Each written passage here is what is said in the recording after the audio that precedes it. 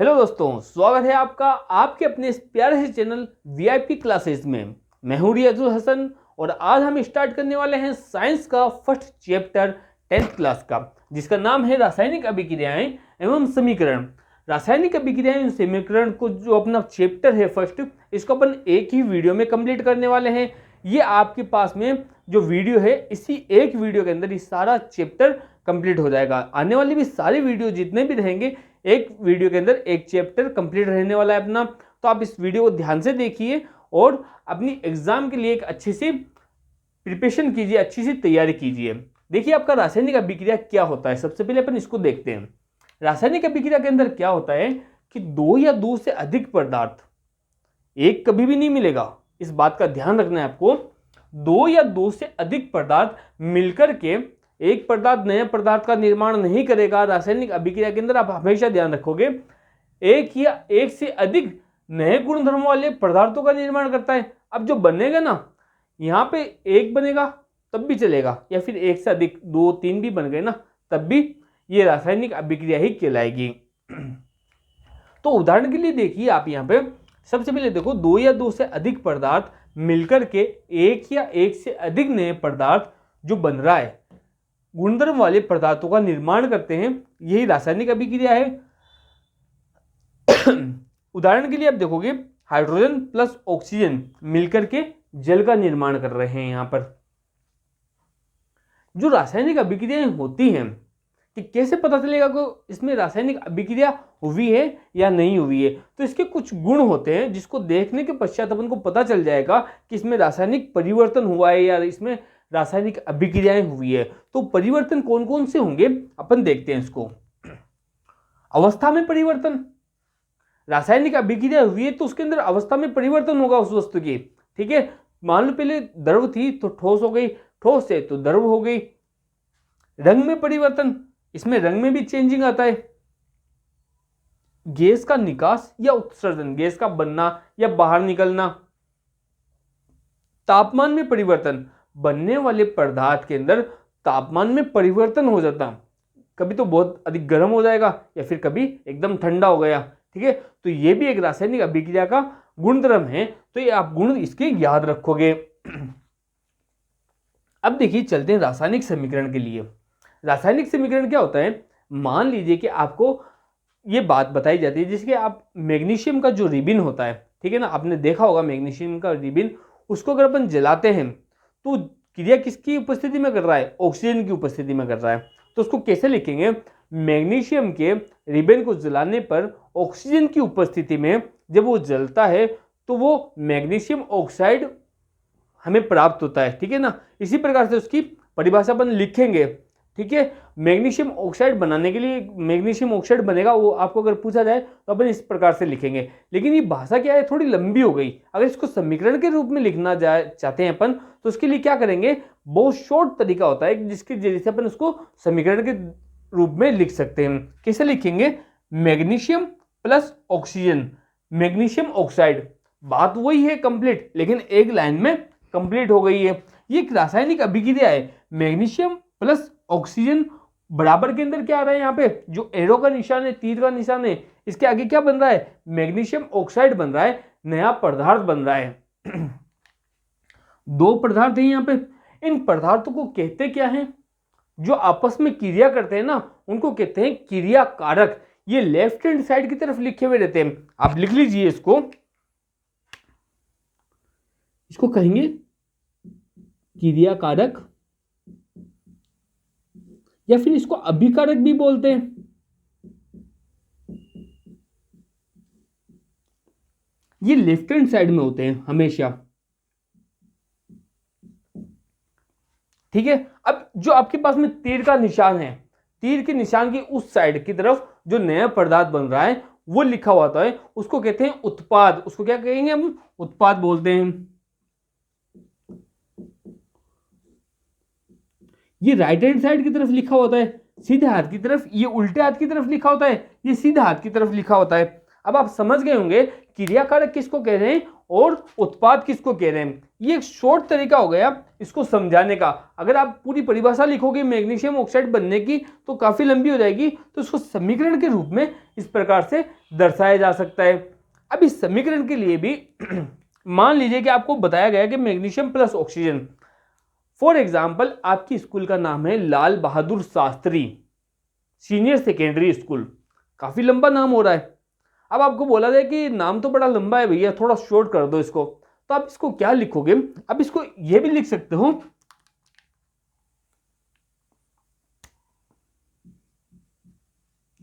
अब इसको LBS कर दोगे, लाल बहादुर शास्त्री, ठीक है ना, लाल बहादुर शास्त्री। अब इसको शॉर्ट में लिख सकते हो। क्या अपन इसको भी शॉर्ट में लिख सकते हैं क्या। मान लीजिए आपकी स्कूल का हो गया सूत्र, इसको अपन बोलेंगे ये आपकी स्कूल का है सूत्र। LBS क्या है, आपकी स्कूल का सूत्र है। इसके जरिए से आप एप्लीकेशन वगैरह लिखते हो छुट्टी के लिए, तो वहां पे पूरा नाम नहीं लिखने के चांस कम ही होते हैं, तो आप यहाँ पे लिख दोगे LBS सीनियर सेकेंडरी, शॉर्ट में कर दोगे। ये इसका सूत्र हो गया, तो देखने वाला समझ जाएगा आपकी स्कूल वाले कि हाँ अपनी स्कूल को ही LBS बोल रहा है बच्चा।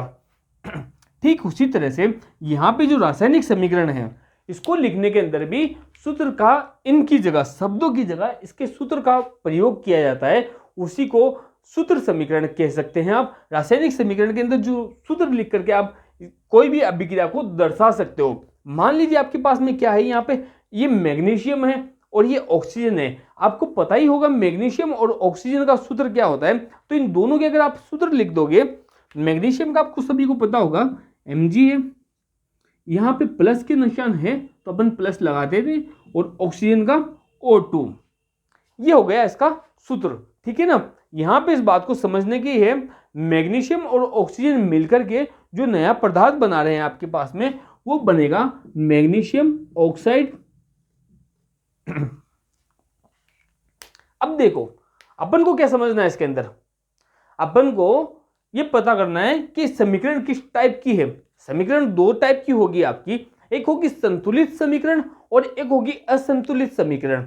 असंतुलित और संतुलित क्या होती है जान लीजिए। सबसे पहले संतुलित समीकरण में क्या होगा कि आपके पास में जो क्रिया कारक है, क्रिया कारक, मान लीजिए कि आपने दो पेन है आपके पास में, आपने दो पेन को आगे भेजा, यहां से इसका ढक्कन गायब हो गया, आगे पहुंचते पहुंचते इसका ढक्कन गायब हो गया, तो ये आपको पूरी चीज नहीं मिली है, ठीक है, यहां पे आपको अधूरी चीज मिल रही है। तो ढक्कन गायब होने की अवस्था के अंदर आप क्या बोलोगे, सर हमें तो दो पेन नहीं मिले हैं, एक का तो ढक्कन गायब हुआ मिला था। ठीक उसी प्रकार से जब दो क्रिया कारक या अभिकारक आपस में क्रिया करते हैं, तो जो बनने वाला पदार्थ होता है ना, वो सेम होना चाहिए। जितने ये आपस में मिलकर के क्रिया कर रहे हैं, तीन, अगर मान लीजिए तीन पदार्थ मिलकर के आपस में क्रिया कर रहे हैं, तो आगे आपको प्राप्त दो ही हो, तो आप क्या कहोगे, यहाँ पे एक की कमी हुई है, तो एक कहाँ गया। आप लोगों ने इस बारे में, आपको इसके बारे में पता करना होगा, ठीक है। तो कैसे पता करेंगे, ये देखिए अपने पास में सबसे पहले इसमें देखेंगे, आपके पास में दो भाग कर दो इसके, एक भाग क्रिया कारक का, एक भाग उत्पाद का, लेफ्ट हैंड साइड और ये राइट हैंड साइड को अलग अलग कर देते हैं। अब इसमें देखते हैं कि दोनों के अंदर क्या भिन्न है और क्या समानताएं हैं, क्या अलग अलग हैं चीजें। अब देखो यहाँ पे मैग्नीशियम, जो मैग्नीशियम का सूत्र है Mg कितना है अपने पास में, एक है। आप इसको यहाँ पे लिख सकते हो, अपन यहाँ पे इसको लिख देते हैं भैया, लेफ्ट हैंड साइड कर दो, left hand side, left hand side के अंदर आपके पास में Mg कितना है भैया, एक है। और ऑक्सीजन को देखो आप, ऑक्सीजन कितना है आपके पास में, दो है। यहाँ पे ऑक्सीजन जो है वो आपके पास में दो है। अब राइट हैंड साइड के अंदर अगर आप देखते हो, तो राइट हैंड साइड की तरफ आपके पास में Mg कितना मिल रहा है आपको, एक मिल रहा है। ऑक्सीजन कितना है आपके पास में, एक ही है। यहां पे ऑक्सीजन एक गायब हो गया, एक पेन गायब हो गया। ऐसी समीकरण कहलाती है असंतुलित समीकरण। इसको कहते हैं कंकाल समीकरण भी कहते हैं। क्या कहते हैं इसको, आपकी किताबों के अंदर इसको लिखा हुआ है कंकाल समीकरण। तो आप इसको याद रखोगे, कंकाल समीकरण क्या है, यही कंकाल समीकरण है। आपके पास में क्रिया कारक जो आपने क्रिया करवाई है, जो दो पदार्थों ने क्रिया की है, उसके पश्चात आपको जो उत्पाद मिल रहा है वो कंप्लीट नहीं मिलेगा, यही असंतुलित समीकरण है। और असंतुलित समीकरण क्या है कि चलती नहीं है, इनको संतुलित करना रहता है। तो इसको संतुलित कैसे करते हैं वो अपन आगे देखेंगे। चलो देखिए, संतुलित रासायनिक समीकरण जो है इसमें आपके पास में अभिकारक और उत्पाद में दोनों तरफ समान मात्रा में पदार्थ रहेगा। ठीक है, तो यहाँ पे जब दोनों मात्रा में दोनों तरफ समान है, इधर भी जितना इधर है उतना ही इधर होना चाहिए, तो ये आपकी समीकरण संतुलित समीकरण कहलाती है। देखो आपके पास में जिंक ये क्रिया कर रहा है, प्लस में इसका सल्फ्यूरिक अम्ल के साथ में क्रिया कर रहा है। ठीक है, तो यहाँ पे जिंक सल्फेट बन रहा है और हाइड्रोजन बन रहा है, इसको तो आप कहोगे शब्द समीकरण। ठीक है, और रासायनिक समीकरण जो होगा ये आपके पास में इसको सूत्र के द्वारा जो लिखा जा रहा है वो है रासायनिक समीकरण Zn प्लस H2SO4 के साथ में क्रिया करके Zn-SO4 बना रहा है, इसके साथ में हाइड्रोजन भी बन रही है। अब इसमें देखो आप किसमें दोनों तरफ आप देखोगे left hand side plus right hand side के अंदर आपके पास में पदार्थ कौन कौन से देख लो। सबसे पहले जिंक है और H2 है, H है और इसके अलावा आपके पास में SO है। लेफ्ट हैंड साइड में कितने, राइट हैंड साइड में कितने, इनको काउंट करके आप गिन करके लिख सकते हो। Zn लेफ्ट साइड में कितना है, 1 है, तो आप इसको 1 यहाँ पे लिख दो। अब इधर Zn देखो कितना है, यहाँ पे भी Zn 1 है, ये 1 हो गया। H कितना है यहाँ पर, H 2 है और हाइड्रोजन इधर भी 2 है। ठीक है, तो दोनों तरफ 2-2 आ गए। SO4 कितना है यहाँ पे, SO4 इधर 4 है और SO4 इधर भी 4 है। क्रियाकारक और अभिकारक में दोनों तरफ SO4 4-4 है, तो आप यहाँ पे क्रियाकारक में लेफ्ट हैंड साइड और राइट साइड में दोनों तरफ 4 लगा दोगे। तो ये क्रिया जो है आपके पास में जिंक और सल्फ्यूरिक अम्ल की जो क्रिया है ये संतुलित समीकरण है।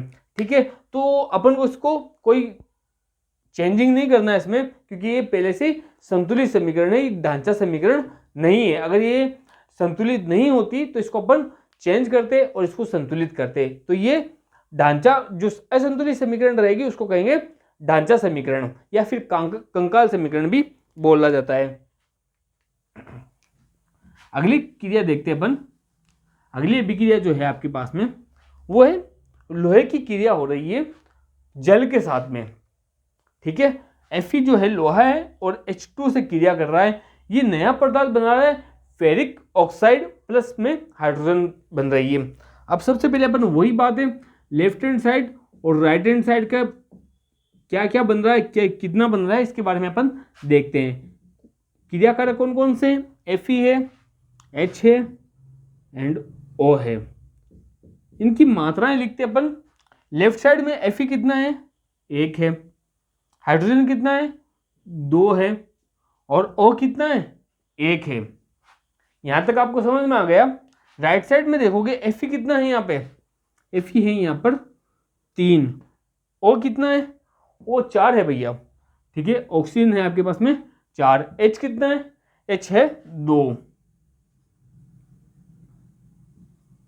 यानी कि ये समीकरण जो है संतुलित नहीं है।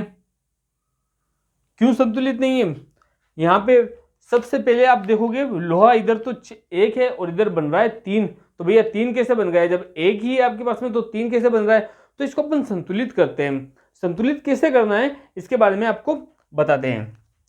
संतुलित करने के लिए समीकरण को कभी भी आप देखो, सबसे पहले ये ध्यान रखो कि सबसे ज्यादा क्या चीज है, क्या असंतुलित है सबसे ज्यादा, तो उसी को संतुलित करने की कोशिश कीजिए। जैसे कि यहाँ पे देखते हैं अपन, यहाँ पे ऑक्सीजन है, राइट साइड में इसके 4 है, लेफ्ट साइड में जो क्रियाकारक है ये 1 ही है, तो इसको अगर अपन संतुलित करते हैं तो आप इधर देखो यहाँ पे ऑक्सीजन है। किसी भी समीकरण को संतुलित करते हुए कुछ बातें ध्यान में रखनी है आपको। जैसे कि आप यहाँ पे ऑक्सीजन को संतुलित करते हो, मान लीजिए आप ऑक्सीजन आपको यहाँ पे 4 करने हैं, ये अपना क्रियाकारक के अंदर ही है। इसको 4 करने के लिए आप क्या करोगे, यहाँ पे 4 लगा दोगे। तो इस बात का ध्यान रखोगे कभी भी नीचे वाली साइड में 4 नहीं लगेगा, कोई भी संख्या कोई भी नंबर यहाँ पे चेंजिंग नहीं होगा। जो भी नंबर लगेंगे, जितने भी आपको उत्पाद बढ़ाने हैं, ठीक है ना, पदार्थ जितने भी बढ़ाने हैं वो आपको हमेशा यहाँ पे बढ़ाने रहेंगे। इस बात का सबसे पहले आपको ध्यान रखना है। उत्पाद हमेशा जितने भी आपके पास में जो पदार्थ है मिलकर के जो बना हुआ है, अणु बना हुआ है, जितने भी अणु मिलकर के जो यौगिक का निर्माण कर रहे हैं, तो हमेशा वहां पे आपको आगे वाली साइड में नंबरिंग करनी है उसको संतुलित करने के लिए। इस बात का हमेशा ध्यान रखोगे, यहाँ लास्ट में नहीं लगेगा, यहाँ ऊपर आकर के लगेगा। तो आप O को संतुलित करने के लिए क्या कर दोगे, O को संतुलित करने के लिए आप 4 को आगे लगाओगे। अपन यहाँ पे नेक्स्ट पे करते हैं, 4 आगे लिख दिया अपन ने, H2O। अब आपका जो Fe3O4 प्लस H2, O कितना हो गया यहाँ पे देखो दूसरी लाइन पे O हो गए 4, ये 4 इसके लिए भी रहेगा और H के लिए भी रहेगा। अब H के लिए किस तरह रहेगा, 4 को 2 से प्लस नहीं करना है, यहाँ पे 4 को 2 से करना है मल्टीप्लाई। तो आपके पास में नेक्स्ट स्टेप में हाइड्रोजन हो जाएगा भैया 8।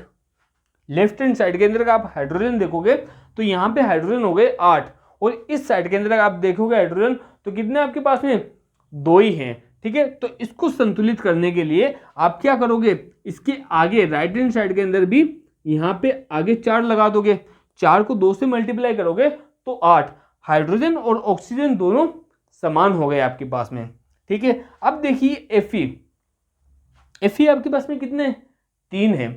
अगर मान लीजिए किसी के साथ में भी आप, जैसे अपन ने इसको और समझ लीजिए, H2O के साथ में अपन ने लगाया तो अपन ने O को 4 किया है, O को 4 करने के साथ साथ में H भी बढ़ गए, यहाँ पे हाइड्रोजन भी बढ़ गई है। हाइड्रोजन कितनी बढ़ गई है यहाँ पे, अगर हाइड्रोजन की जितनी मात्रा आपके पास में हाइड्रोजन के अलावा कोई भी अणु दे रखा है आपको, वहाँ पे इसकी जितनी मात्रा दी हुई है, जितने नंबर दिए हुए हैं, उसको ऊपर वाले के साथ में मल्टीप्लाई करेंगे। ये 2 सिर्फ हाइड्रोजन के लिए रहेगा, यहाँ पे ऑक्सीजन के लिए अप्लाई नहीं होगा। इस बात का हमेशा ध्यान रखोगे आप।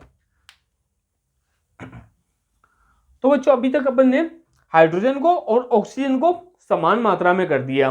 अब देखो आगे अपन को किसको करना है, फेरिक को। ठीक है, लोहे को अपन को बराबर करना है। तो इधर कितना है लोहा, 3 है, इधर लोहा कितना है, 1 है। तो यहाँ पे क्या करेंगे अपन, 3 लगा देंगे। प्लस के निशान से पहले या बाद में जिस पे भी लगाएंगे वो सभी पे अप्लाई रहेगा।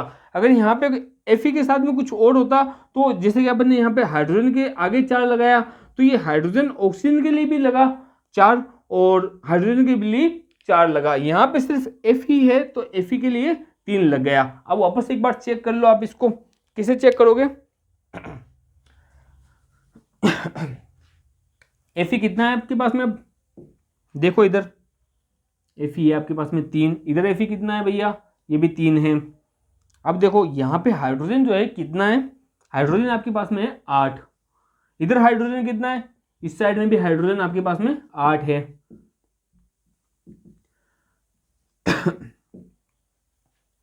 ऑक्सीजन देखो, ऑक्सीजन को देखो 4 हो गई इसकी संख्या,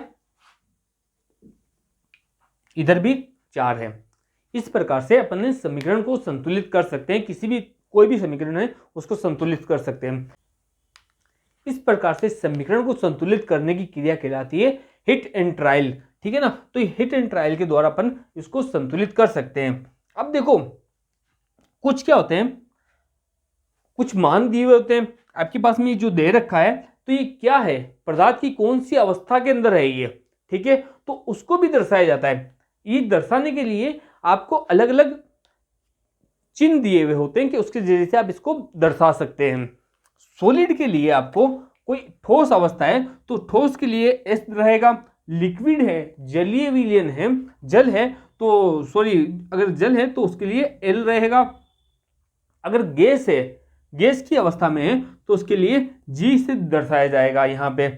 और अगर मान लीजिए कोई जलीय विलयन है, ठीक है, जल और उसके अंदर कुछ घुला हुआ है, मान लीजिए उसके अंदर नमक घुला हुआ है, ठीक है, तो उसको दर्शाने के लिए क्या लिखेंगे, ए क्यू लिखा जाएगा। जलीय विलयन के लिए यहां पे ए क्यू लिखेंगे। यहां तक आपको समझ में आ गया तो आप यहां पे इसको निशान लगाएंगे। Fe क्या है आपके पास में, Fe लोहा ठोस होता है तो ठोस के लिए आप लिखोगे एस। H2O आपकी किताब में इसको G लिखा हुआ है, पानी है ये, ठीक है ना, लेकिन ये किसके रूप में रहेगा, भाप के रूप में मिलेगा आपको।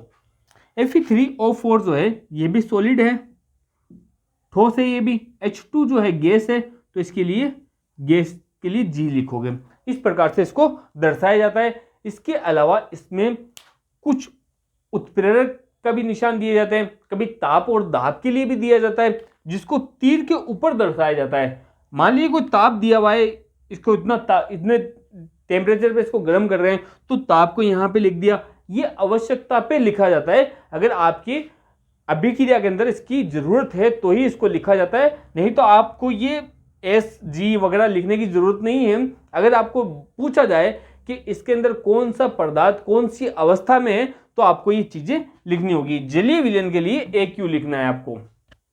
रासायनिक अभिक्रियाओं के प्रकार, अपनी रासायनिक अभिक्रिया पढ़ ली थी, किसको कहते हैं रासायनिक अभिक्रिया। अब रासायनिक अभिक्रियाओं के कितने प्रकार की होती है, ये अलग अलग प्रकार की होती है, तो उसके कुछ टाइप्स अपन यहाँ पे डिस्कस करने वाले हैं।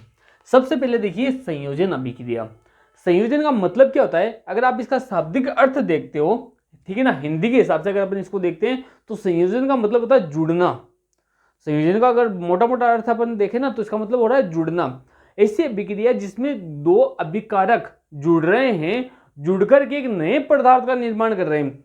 संयोजन अभिक्रिया में इस बात का ध्यान रखोगे, दो अभिकर्मक आपस में या क्रियाकारक आपस में जुड़ करके उत्पाद जो बनाएंगे वो हमेशा एक ही बनेगा। इसमें उत्पाद की मात्रा दो या दो से अधिक नहीं होगी, सिर्फ एक उत्पाद बनेगा। इस बात का खास तौर पे ध्यान दोगे।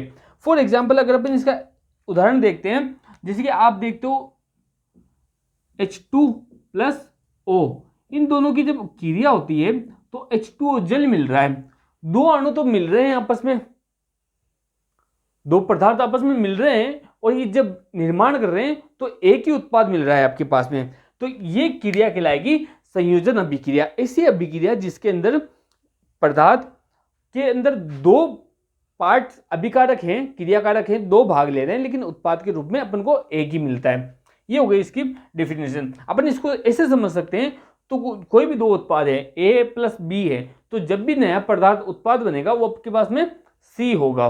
ठीक है, आगे देखिए इसके कुछ उदाहरण हैं, आपकी बुक्स में और भी उदाहरण दे रखे हैं। मैंने आपको जल्द के अंदर थोड़े बहुत उदाहरण लिए यहाँ पे, आप इसको देखें और बुक वाले भी जरूर देखें। देखिए कैल्शियम ऑक्साइड जो है ये है, इसकी अवस्था कौन सी है, ये ठोस होगा, ठीक है ना, सॉलिड है। ये क्रिया करता है जल के साथ में। कैल्शियम ऑक्साइड जल के साथ में क्रिया करके कैल्शियम हाइड्रोक्साइड दे रहा है, ठीक है, एक नया पदार्थ का निर्माण कर रहा है। जो नया पदार्थ बन रहा है ना, कैल्शियम हाइड्रोक्साइड, इसके साथ साथ में उष्मा का भी उत्सर्जन होता है। कैल्शियम हाइड्रोक्साइड क्या चीज है, कैल्शियम हाइड्रोक्साइड बोलते हैं बुझे हुए चूने को, ठीक है ना।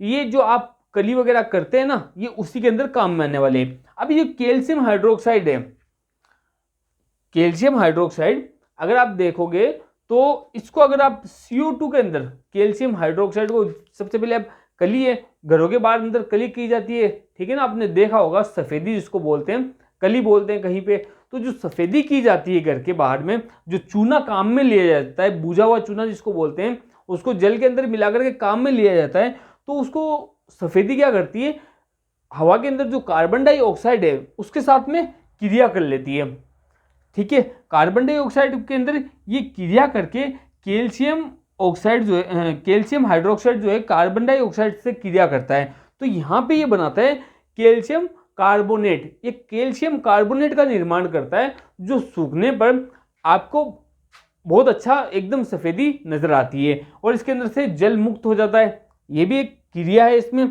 और जल इसमें लिक्विड हो गया। और जो आप संगमरमर देखते हो, जिसको मकराने का मार्बल बोलते हैं, राजस्थान के अंदर होता है ये, तो उसका भी सूत्र, जो रासायनिक सूत्र है ना, वो यही होता है, यही उसका संगमरमर का भी सूत्र बनता है। अब संयोजन अभिक्रिया के अंदर क्या होता है कि जब कोई अभिक्रिया होती है, उत्पाद बन रहा है, तो उत्पाद के साथ में कभी कभी उत्पाद बहुत ज्यादा गर्म हो जाता है, तो उसके अंदर उष्मा भी बन रही है।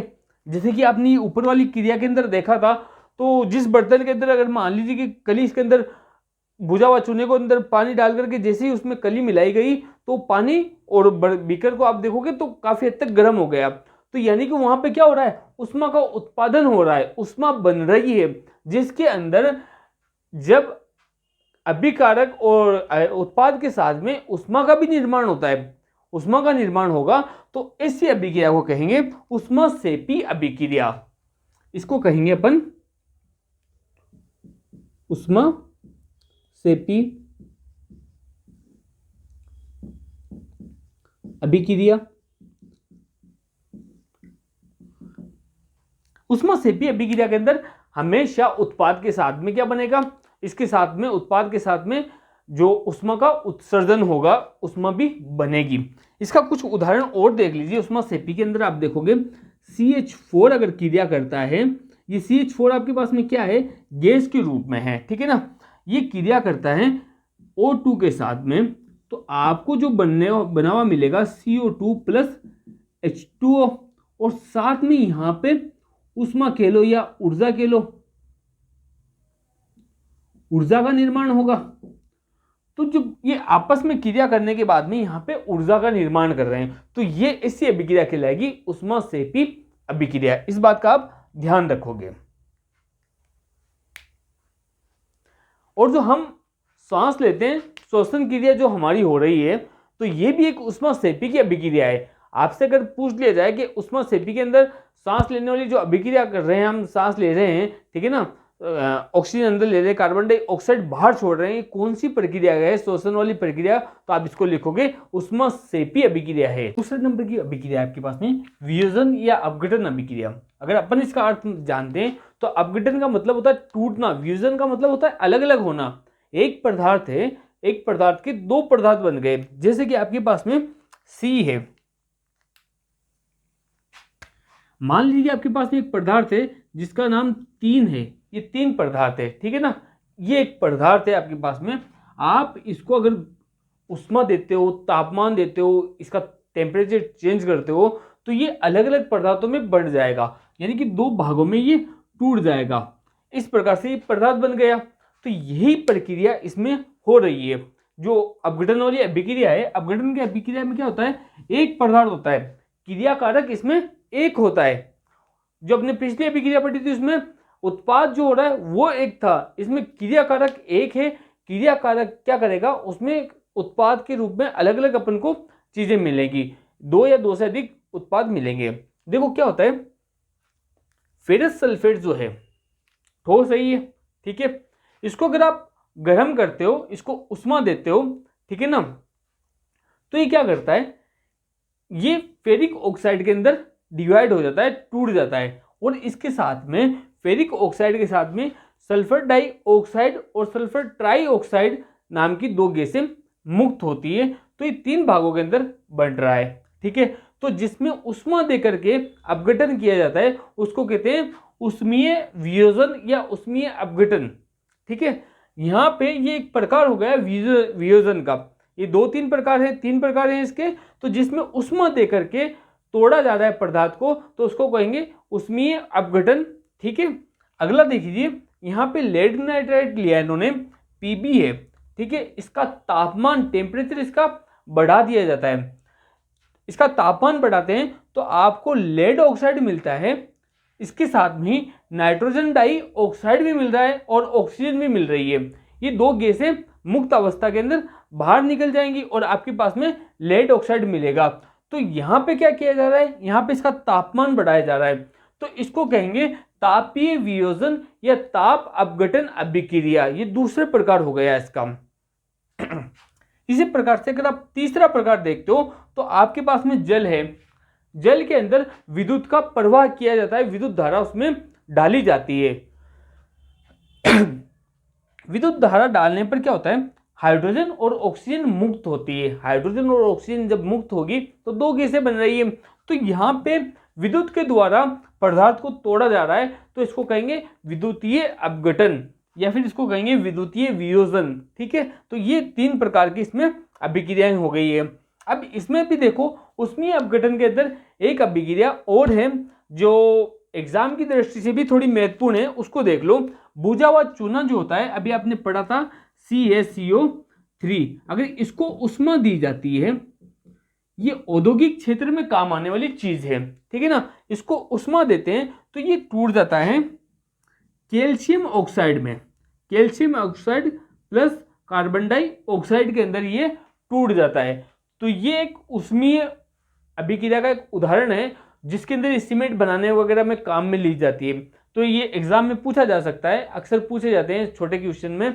तो आपको वियोजन अपघटन के अंदर आपको इसमें परिभाषाएं लिखनी है सारी, ठीक है ना। मैं तो आपको यहाँ पे एग्जाम्पल देकर के बता रहा हूँ, आपको समझाया जा रहा है यहाँ पे। जो उष्मा देने पर जिसके अंदर अपघटन होगा तो उसको उष्मीय अपघटन कहेंगे। अगर तापमान की वजह से कि उसमें टूट रही है, अभिक्रिया हो रही है, तो उसको तापीय अपघटन कहेंगे। और अगर विद्युत धारा के द्वारा अपघटन हो रहा है तो उसको कहेंगे विद्युत अपघटन या विद्युत। हमने क्या देखा, वियोजन अपघटन अभिक्रिया के अंदर अपन को 3 चीजें से ये अपघटित होती है, कोई भी हो, उष्मा, तापमान और विद्युत धारा के द्वारा, ठीक है। अब मान लीजिए आपने कोई अभिक्रिया की है और अभिक्रिया करने के बाद में उसमें उष्मा का अवशोषण हुआ है, तो उसको कहेंगे उष्मा शोषी अभिक्रिया। वो कहलाएगी उष्मा शोषी अभिक्रिया। उष्मा शोषी अभिक्रिया, ऐसी अभिक्रिया जिसमें उष्मा कम हो गई है वो कहलाएगी उष्मा शोषी अभिक्रिया। इसमें जो आपके पास में पदार्थ बनेगा ना वो ठंडा हो जाएगा, जब गर्म होगा तो उसको उष्मा सेपी अभिक्रिया कहेंगे। विस्थापन अभिक्रिया क्या होती है? विस्थापन अभिक्रिया को ऐसे समझ सकते हो, कोई एक पावरफुल आदमी है, ठीक है, आपकी क्लास में अपनी अपनी जगह पे बैठते हैं। आज किसी बंदे का मन हो गया जो क्लास में बड़ा दबंग आदमी है, ठीक है ना, उसका मन हो गया कि आपकी जगह पर या किसी और की जगह पर जाकर के बैठे, तो उसको बोलता है कि खड़ा हो यहाँ से, आज मैं यहाँ पे बैठूंगा, ठीक है। अब वो कमजोर होने की वजह से वो खड़ा हो जाएगा वहां पे और उसकी जगह पे वो बैठ जाएगा। यही अभिक्रिया, यही क्रिया जो है ना, ये विस्थापन क्रिया कहलाएगी। आराम से समझ गए होंगे आप इसको। विस्थापन का मतलब क्या है? कमजोर आदमी को उठा करके खुद उसकी जगह पे बैठ जाना, यही विस्थापन अभिक्रिया है। यहाँ पे क्या हो रहा है, देखो, जो फेरिक है, लोहा जो है आपके पास में, इसके साथ में क्रिया कर रहा है कॉपर सल्फेट के साथ में, कॉपर का विलयन है उसके साथ में क्रिया कर रहा है। अब जब ये फेरिक का क्रिया होगी कॉपर सल्फेट के साथ में, तो ये क्या करेगा, सल्फेट को अलग करके उसके साथ में क्रिया करके खुद बनाएगा आयरन सल्फेट या फेरिक सल्फेट, ठीक है ना। और यही CO जो है, कॉपर जो है, ये अलग हो जाएगा। यही क्रिया कहलाएगी विस्थापन अभिक्रिया। ऐसी अभिक्रिया जिसमें जो क्रिया कारक है उसकी जगह कोई दूसरा ले लेता है, वो कहलाती है विस्थापन अभिक्रिया।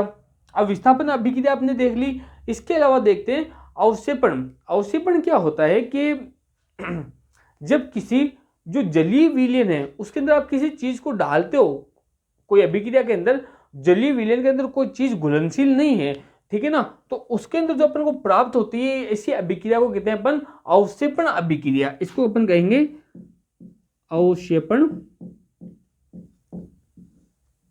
अभिक्रिया। जो जल में घुलनशील नहीं होगी ये कहलाएगी अवक्षेपण अभिक्रिया। ये इसी के अंदर विस्थापन अभिक्रिया के अंदर ही आती है। एक और आते हैं जिसको कहते हैं द्विविस्थापन अभिक्रिया।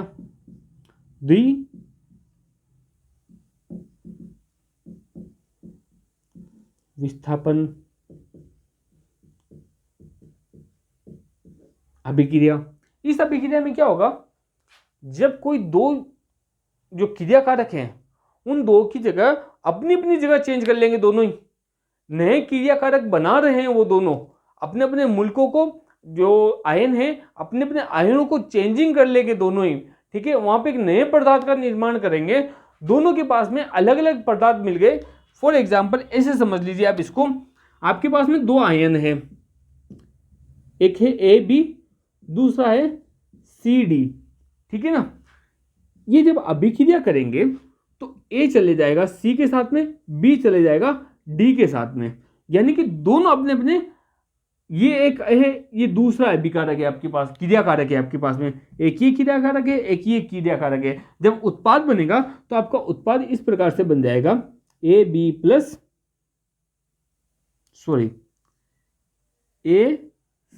प्लस BD, यानी कि यहां पे 2 जनों का विस्थापन हुआ है। A ने हटाया है B को, B की जगह आ गया यहाँ पे C, और B ने A को हटा करके इसकी जगह पे आ गया D। तो इस प्रकार से 2 का जब विस्थापन होगा तो इसको कहेंगे द्विविस्थापन अभिक्रियाएं, ठीक है। उपचयन और अपचयन, ये आपकी अगली अभिक्रिया है, ठीक है ना। इसमें क्या होता है, उपचयन में, उपचयन का मतलब है आपके पास में कॉपर दिया हुआ है, इसमें अगर ऑक्सीजन के साथ में इसकी क्रिया करवाई जाती है तो ये बनता है कॉपर ऑक्साइड बनता है इसका, कॉपर ऑक्साइड जो है कॉपर ऑक्साइड, इसमें ऑक्सीजन की वृद्धि हो रही है। यहाँ पे Cu है, सिर्फ कॉपर है, तो यहाँ पे ऑक्सीजन मिल गया इसमें, तो ऑक्सीजन की वृद्धि हुई है इसमें, कॉपर ऑक्साइड बना, तो इसको अपन कहेंगे इसका अपचयन हुआ है। जिसमें कॉपर ऑक्सीजन जुड़ता है उसका अपचयन होता है। ऑक्सीजन जुड़ने पर उसको कहेंगे उपचयन हुआ है उसका, ठीक है। इसको ऑक्सीकरण अभिक्रिया भी बोलते हैं। ऐसी अभिक्रिया, अब देखो इसी के अंदर कॉपर ऑक्साइड के अंदर अपन ने हाइड्रोजन का प्रवाह कर दिया, हाइड्रोजन गैस को छोड़ दिया। जब हाइड्रोजन गैस इसमें छोड़ी गई तो ये क्या हो गया, कॉपर अलग हो गया और जल अलग हो गया, O को लेकर के H अलग हो गया, तो यहाँ पे H2O बन गया। तो यहाँ पे O अलग हो रहा है, जब ऑक्सीजन अलग होता है यहाँ पे तो इसको कहेंगे अपचयन अभिक्रिया, इसको कहेंगे अपचयन। ऑक्सीजन की कमी माइनस के इससे दर्शा दो तो ये कहलाएगी अपचयन अभिक्रिया। ये अभिक्रिया को अब आप देखिए ध्यान से, कॉपर क्या कर रहा है यहाँ पे, कॉपर से ऑक्सीजन बाहर निकल रही है, किसके पास में जा रही है, हाइड्रोजन के पास में। समझ रहे हो बात को, कॉपर से अलग होकर के हाइड्रोजन में जा रही है, यानी कि कॉपर में तो ऑक्सीजन का अपचयन हो रहा है और हाइड्रोजन में उपचयन हो रहा है, ऑक्सीजन हाइड्रोजन में बढ़ रही है। तो ये दोनों प्रक्रिया जो है ना, ये दोनों प्रक्रिया साथ में चलती है, उपचयन और अपचयन की प्रक्रिया साथ में चलती है, इसलिए इस प्रक्रिया को कहते हैं रेडॉक्स अभिक्रिया। तो ये कहलाएगी अपचयन और उपचयन अभिक्रिया, इसको कहेंगे उपचयन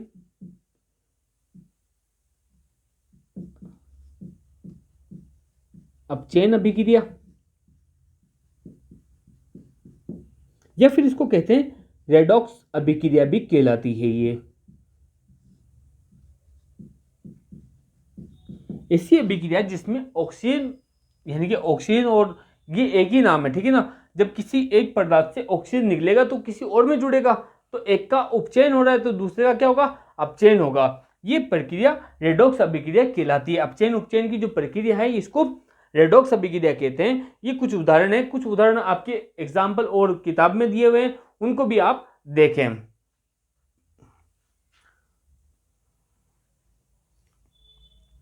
अब है आपका अगला टॉपिक जो है संसारण का है।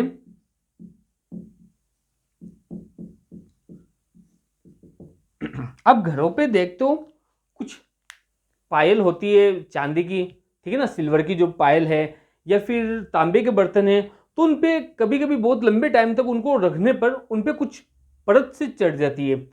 सिल्वर पे जो है काली परत चढ़ जाती है। जब कभी आप देखते हो घरों पे जो सिल्वर की पाजेब पे काली परत चढ़ गई तो उसको धोया जाता है, साफ किया जा रहा है, ठीक है ना, उसको उतारा जा रहा है उस परत को, ठीक है।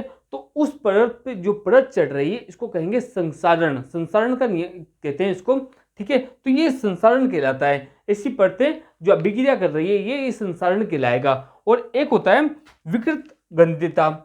इसमें क्या होता है, आपके पास में विकृत